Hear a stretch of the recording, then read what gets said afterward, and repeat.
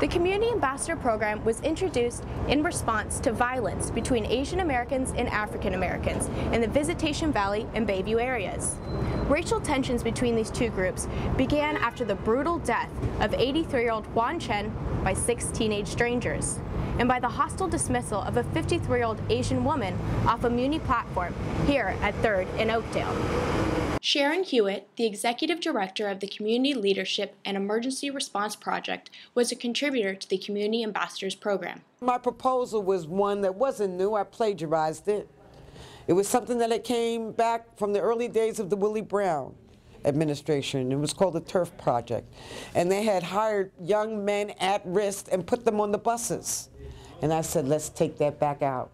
And I proposed at that time that we de-escalate this violence and step down. That we come back to the community with some viable solutions that would benefit everybody. If safety was an issue on the trains, then let's put the other people from the neighborhood that would be respected on the train, community policing. Only this time without the popos. And in essence, this program takes young people from San Francisco, from various ethnic communities, and bring them together. They go through a training, and what they do is they're walking down the merchant corridors and riding the bus, Muni. I actually was traveling on a light rail, on the T3 light rail when it was first coming, and I noticed that there were some young people wearing green vests, and they were 2 or 3 of them were partnering together and talking to people on the train, on the T3. And I was wondering what, I was listening to see what they were saying.